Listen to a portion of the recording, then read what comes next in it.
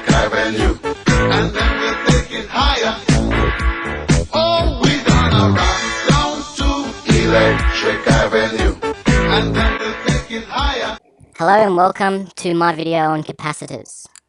First of all, what is a capacitor and how do they work? So capacitors come in many different shapes and sizes. They are similar to batteries as they both can store electric charge temporarily.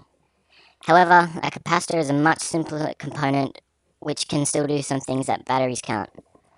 Capacitors can charge and discharge much faster than batteries, which is what sets them apart from each other. Capacitors have two terminals, just like a battery. They are generally made up of two plates separated by an insulating material known as a dielectric.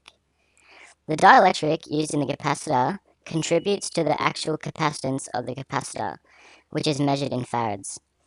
This capacitance is equal to the permittivity of the dielectric multiplied with a constant K and the area of the plate, which is all divided by the distance between the two plates. So, how do capacitors behave in DC circuits? Here we have a basic circuit with a voltage source, a switch, a resistor, and a capacitor. When the switch is closed, the capacitor will begin to charge. The time it takes for the capacitor to charge fully depends on the time constant of the circuit. This time constant is equal to the total resistance multiplied by the capacitance of the circuit. It should take about 5 time constants for the capacitor to become fully charged. When fully charged, the capacitor behaves as an open circuit and therefore no current will flow through the circuit at this point. The circuit will remain in this state until the voltage source is removed or switched off. This will allow the capacitor to discharge.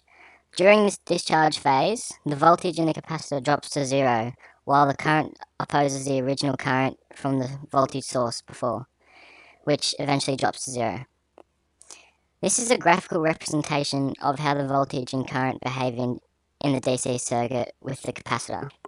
As you can see, in the charging phase, the voltage will increase until it plateaus at the maximum when it is fully charged. This maximum voltage is equal to the supply voltage. Then in the discharging phase, the voltage quickly drops to 0. The current, however, in the charging phase, slowly drops to 0, which is the opposite of the voltage. It will then stay at this at 0 until the discharging phase, where the current will oppose the original current before once again dropping to 0. If you enjoyed this video, please don't be afraid to mark it generously. Thank you for watching, and peace out.